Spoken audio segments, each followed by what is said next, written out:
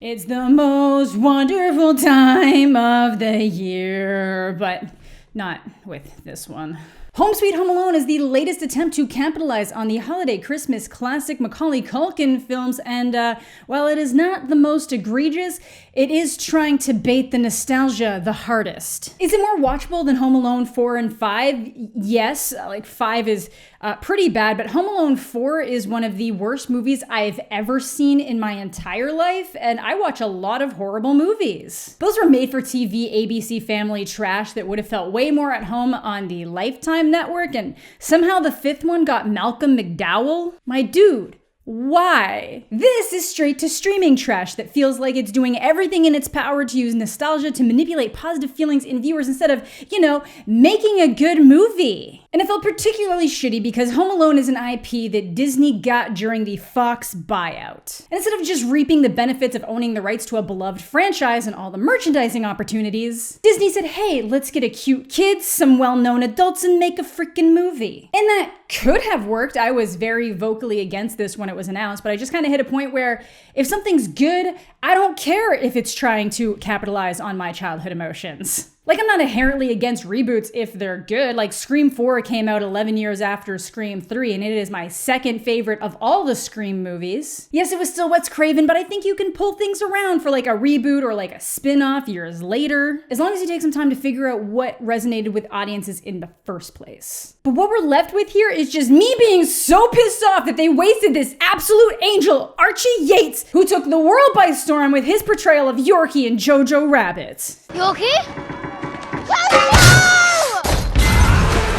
Little Angel. But first, a message from today's sponsor, and I really thought this video was going to be about the live-action Cowboy Bebop, but it isn't. So just imagine that I was just talking about Spike's love for noodles. But if you're looking for some tasty food as comforting as Spike's noodles, have I got the deal for you with today's sponsor, HelloFresh. As we slide into my personal hell of winter, you want to be able to stay cozied up inside with some delicious home-cooked meals. And what better way to do that than with HelloFresh? You don't have to go out and brave a snowstorm to grocery shop because everything you need for a delicious meal is delivered right to your door. And because HelloFresh sends you exactly what you need to make the recipe, you're avoiding so much waste. They also have a variety of holiday options, so you have everything you need for a family feast delivered right to your door. I'm super bad at taking time away from work to cook, and it's so easy to fall into bad habits. With a bunch of quick and easy 20-minute options, I get to eat healthy without the stress. I'm also terrible at cooking, so HelloFresh's simple step-by-step instructions stop me from burning down my kitchen. Every week, you get a bunch of new options to choose from, like pan-fried salmon, ramen, and turkey ragu gnocchi, so you can get as simple or as fancy as you like. So head on over to HelloFresh.com and use code JEDI14 to get up to 14 meals free plus 3 free gifts. That is code JEDI at HelloFresh.com to get up to 14 free meals and 3 free gifts. Like, it would have been so easy, like comfort food for the holidays, holiday movies, whatever. I've been home like 2 days in the past, like 3 weeks.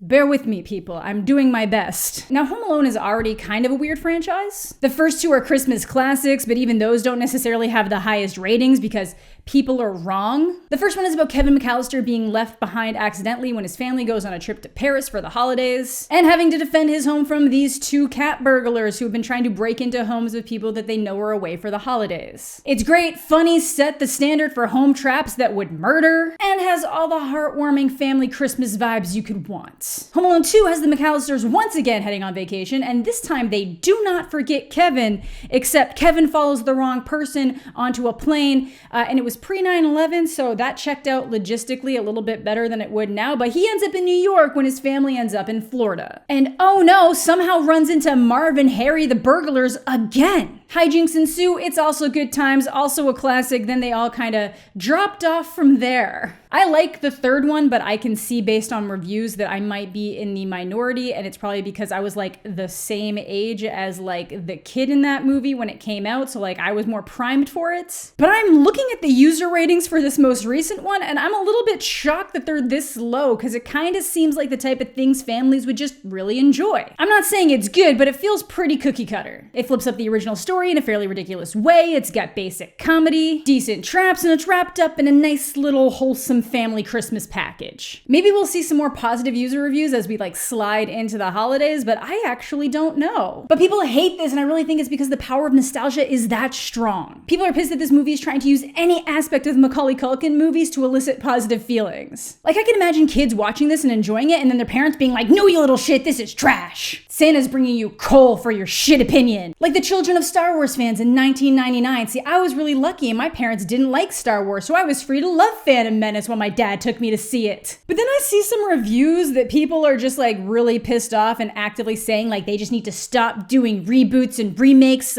because they're really not a fan of them, unless they're good ones like Lion King and Aladdin. Excuse me, what? If those are your metrics for the good ones, what do you think the bad ones are? Jesus fuck. Based on that statement, you just wanted a shot-for-shot remake of the original Home Alone with things added in a way to make it worse? Because it makes sense for kids to like movies like this. Like Home Alone 3 has shit audience and critic scores, and I remember really liking it. Like, dude has a little rat helper. His sister was Scarlett Johansson. He went on to be Max Keeble. Like, big fan. The fourth one, though, oh my god, I thought it was a knockoff Lifetime version of Home Alone because they were just using all the same character names. But then I realized it was actually Home Alone, and these were actually supposed to be the same characters as the original with like slightly different worked background stories, but it was like continuing on with the idea that the first movie had happened. Like, it's pretty fucked up. Kevin's dad gets divorced from his mom and is like marrying this new rich woman, so it kind of seemed like the filmmakers for a bit had a big old vendetta against Catherine O'Hara. But then they get back together at the end, so like, fuck if I know, that's just stupid. Also, separating Kevin from his mom? What? Anyways, it exists in a reality where that first movie happened. He already had a run-in with Marv, but Harry has been replaced with Marv's wife, Vera. There's royal families, secret schemes, a planned prince kidnapping? It's fucking stupid and significantly worse than this new one in every conceivable way. Then I decided I should watch 5 so I have my expertise in order. It's just... Thankfully smart enough to drop the McAllister name again like the third one did, because that was dumb as fuck. I hope whoever came up with Home Alone 4 has a very bad Christmas this year and every year. But 5 follows the Baxter family. The kids are described as being technophiles in the description, which I thought was really funny. Look at us now. But they recently move into a new house, which apparently has a stolen painting hidden inside it. As always, hijinks ensue. The thieves get fucked up and arrested, even though like one of them said that he technically had a claim for this painting, but I don't know. The Baxters get a bunch of money from the museum for finding this lost, stolen painting, and the power of Christmas is restored. Also, it is like the power of the internet that helps get the parents home to like help. So like, yeah, technophiles for life. Had some laughs, definitely better than the fourth, but not great or good by any metric. Again, these ones just both channel that Lifetime energy in the worst way. Which brings us to Home Sweet Home Alone, which would really only be the title of a children's movie follow-up to Home Alone or a porn parody. And unfortunately, this is the one we got.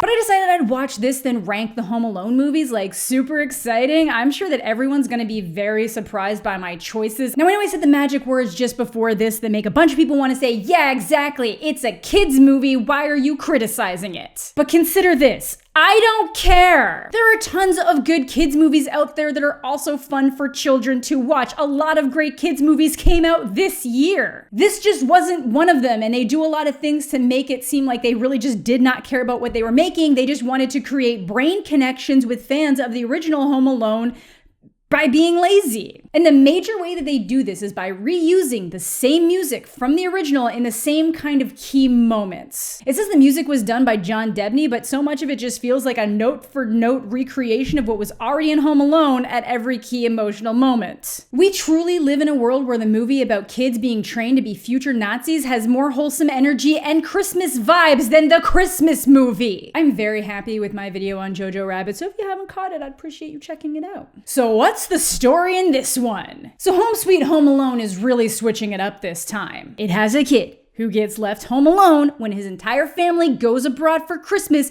and then people try to break into the house. But in reality, there is a switch up in this movie. The intruders are actually good people just going through a very bad time. But that in itself makes this kind of like a rough movie in other ways in terms of like pacing and time with characters. But yeah, it starts out with this couple having an open house because they can't afford to live there anymore after Jeff, the husband, lost his job. That also means he is fighting the sale very hard. The schools here are amazing. Especially since they put in new metal detectors. Jeff, what are you doing? The wife Pam is played by Ellie Kemper, who you will probably recognize as Aaron from The Office, and Jeff is played by comedian Rob Delaney. Which is when it cuts to Max, our resident ungrateful troublemaker for the movie who really needs to pee. 6 soda refills into one tiny 10-year-old's bladder does not go. So they drive by the sign for the open house and the mom's like, okay, we're gonna pretend to buy a house. And I'm glad they let him be a little Brit because I don't know how much charm he'd lose by being a little American instead, but I know it's a fair amount and this movie needs all the help it can get. So the big drama surrounds these creepy dolls. Max starts being a little shit to Jeff in ways that makes it feels like neither of these people can act, but I know they can, so I assume it has to be the script. Oh, little boy doesn't want to share his dolly. Excuse me?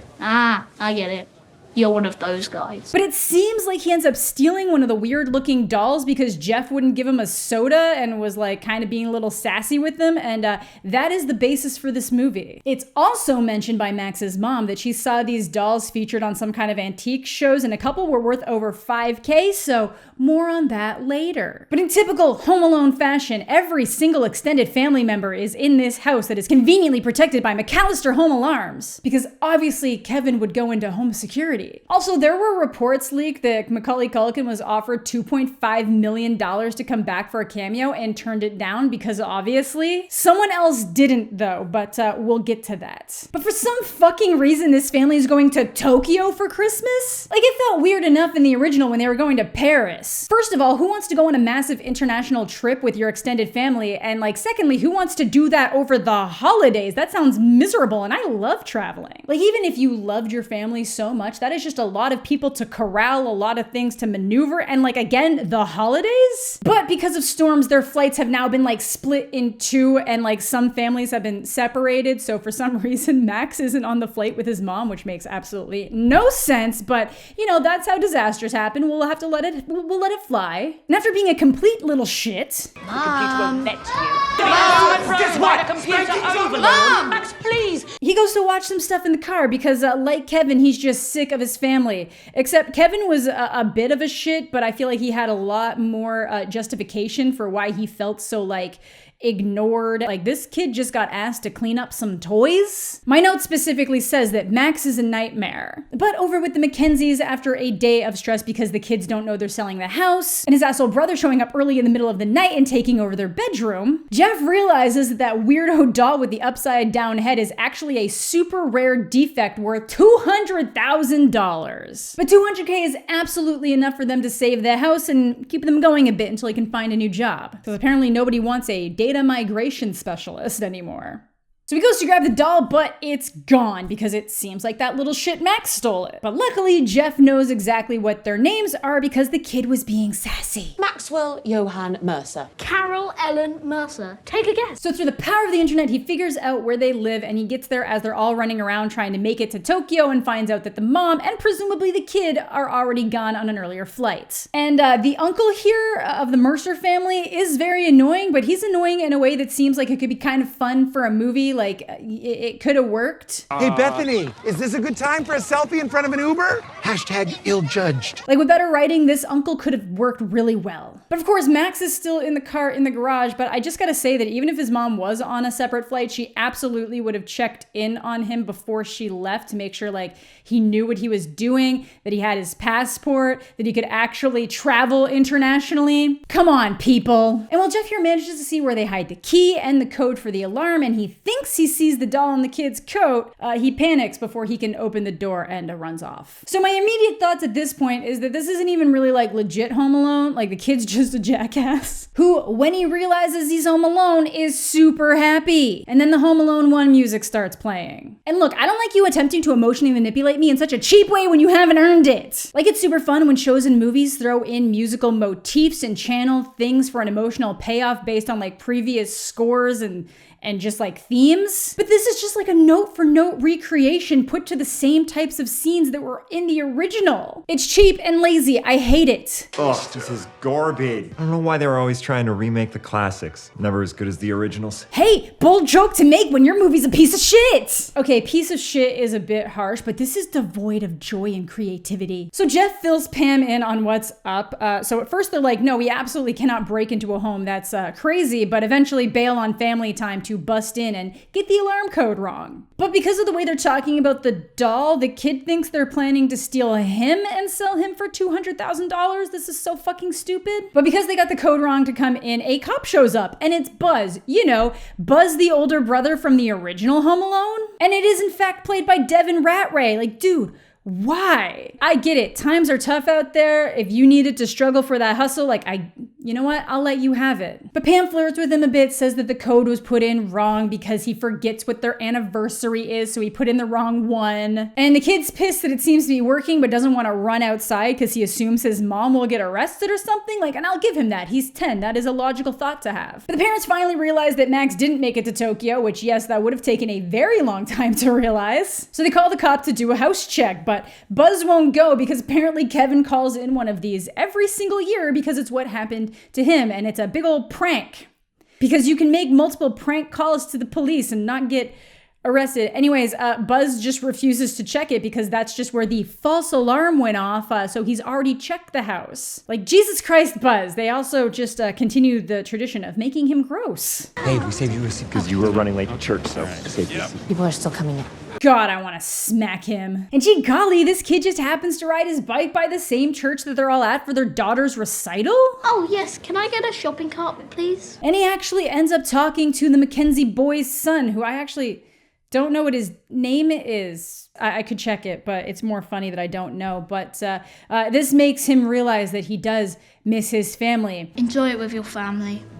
That's what makes it special. Oh wait, is that the true meaning of Christmas, making an appearance? Amazing.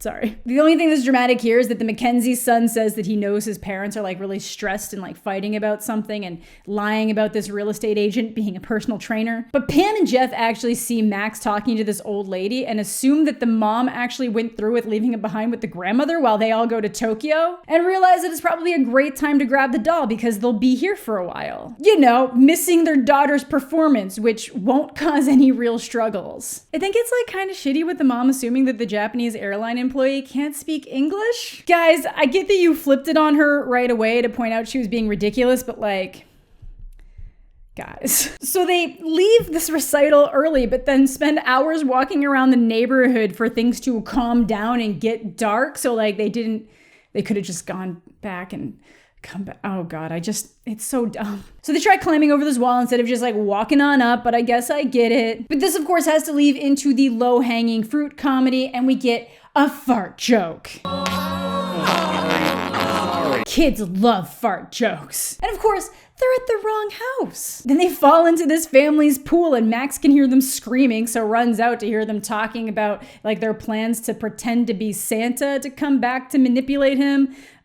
So they're gonna head home and try again later. So of course, he has time to prepare. Again, there's really no drama of them missing like the entire recital, but yeah. So kid's like, well, fuck you guys. I'm not letting you kidnap me to sell to some old grandma. I'm booby trapping the place. Such good booby traps. The parental controls of this system restrict the term booby. Never mind. Okay, that was a decent joke. I'll let them have that one. But again, the manipulation with the same music. But it really just does come down to this feeling like a shallow nostalgia grab, and like reusing the music is something that I'm seeing like a lot in people's complaints because it does feel cheap and lazy and that they haven't earned it. However, there is a 3D Lego attack. Was this supposed to be in theaters in 3D before getting sent straight to streaming? Because I can't imagine why else they would have had it like really realistically coming out at the screen, but I don't know. That is evil though. Not much hurts more than stepping on Lego. Honestly, the battle plan scene is pretty decent, I won't lie. So we ice the hell out of the street and the house, so they crash their van into a pole. So add that to the list of things they need to fix with that $200K. Also, this house is a fucking mansion. Holy hell, like I know they had like their full family there for the most part, but it's usually just 4 people? That just seems excessive. To be fair, the original McAllister house was also massive, so it's fine. That makes it fun. If anything, this movie doesn't use the house's grandeur to its advantage. So they start to head inside where bad things happen. He sees a note for Santa and the cookies outside, and for some reason, the dumbass eats them. No adult man on a mission is going to eat Santa's cookies, especially when they were left outside. I can't with this shit. I truly cannot. Why would a kid leave Santa's cookies outside? So of course they were messed with. No shit. I get that it's a movie and we're supposed to just let things happen, but like make it like easier for me to follow along and not be like, there's no way, like even if there was nothing wrong with them, somebody wouldn't eat cookies that hadn't been left outside for like an unknown amount of time. He then starts yeeting Mentos and soda at Pam, and honestly, movie, work with me a bit. Why would she kick it? It's fine. It's fine. She's trying to explain what's up, but he's obviously not listening and just lobbing more of these bombs at her, which is great. How the heck do you have so much soda? My parents buy in bulk. It's more cost effective. Again, just work with me a little bit and make people a little bit more intelligent. It's fine though. Like, oh God, like Marv and Harry were dumb, but I don't know. Maybe I'm jaded. I'm not jaded.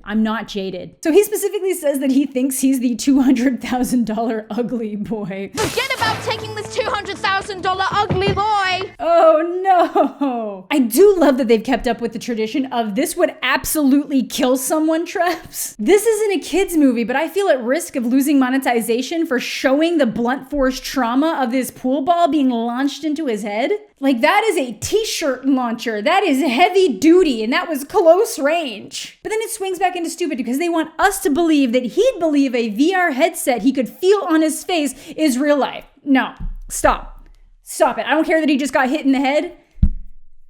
No, I get that it's a movie, but at some point, no. And if you thought they were getting rid of puns, don't worry. After being slammed with flour and milk, they comment that he's basically making them into sugar cookies. We need sugar for a cookie.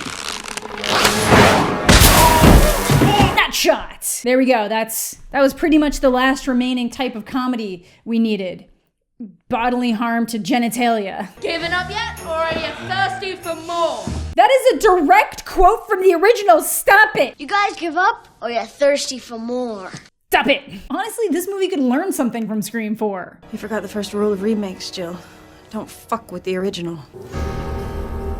But they finally chill out and manage to talk for a second, and it turns out that he didn't take the doll. I'm 10 years old. Why on earth would I want a doll? Well, movie, maybe it's because you had him making this face at the dolls. And I'm not ugly.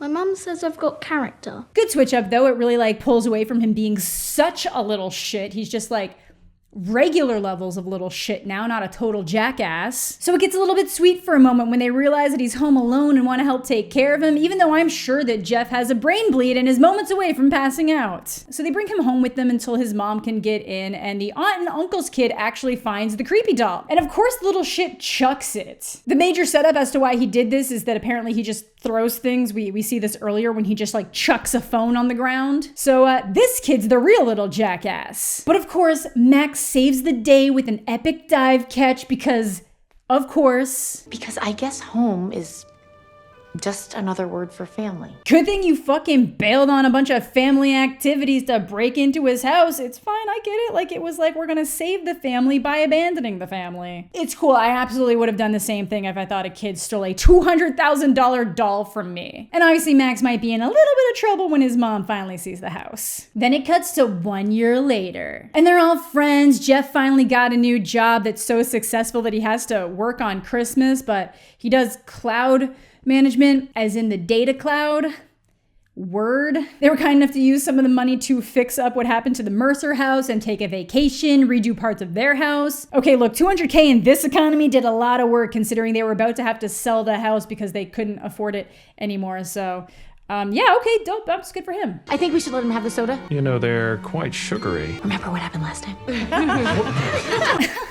Yeah, like, you better let him have the soda, otherwise more hijinks might ensue if he gets pissed off, except he didn't actually steal anything in the first place. Like, this is ass, but families from across the nation will absolutely have this playing in the background while they're wrapping gifts, and drinking, and just hanging out around the Christmas tree. So Disney are the real winners here. But it is annoying because we're being pulled in so many different directions that it doesn't really have any emotional impact. Like, Kevin was a little shit, but he was really humbled by the things that happened to him, and not quite this level of little shit. Like, I totally understand why he was just fed up with the situation he was in. And we spent a lot of time with him realizing why he ended up missing his family and why things started going wrong for him. He was also precocious in a fun way, not in a way that they were like, well, fuck, Kevin was precocious, so Max is gotta be precocious too. Is precocious even the right word? Of a child having developed, yes, that is, precocious is indeed the right word. Look at me go with the vocab. But in this, it's like 5 hours later, he's suddenly missing his family for like no real reason, and we're spending all of this time with him and the Mackenzie family, but not enough to make us care about like either of them really. And then nothing really happens with them continuously dipping on their family. Like, it's not an issue that they build on the recital or keep disappearing. It's just that they come to the realization of like, you know what?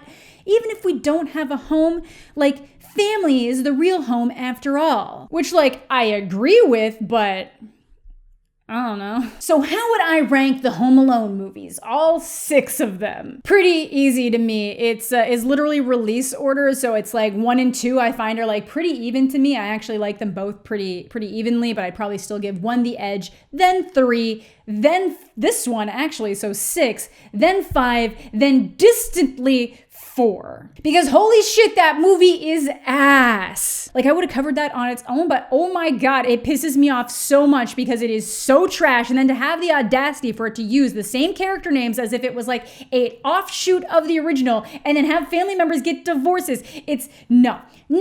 Anyways, is this movie the worst option for an attempted Home Alone same universe spinoff? No. But is it lazy, confused, and trying to rely way too hard on audio-cued nostalgia? Absolutely it is. It would just be better to watch the holiday classics we already have with your family, or Happiest Season. It's never too early to start your children on the Kristen Stewart Aubrey Plaza appreciation train. But that is gonna do it for today's video. I hope you enjoyed it. I just kind of wanted to do something a little bit to get into the Christmas spirit. I think I killed it.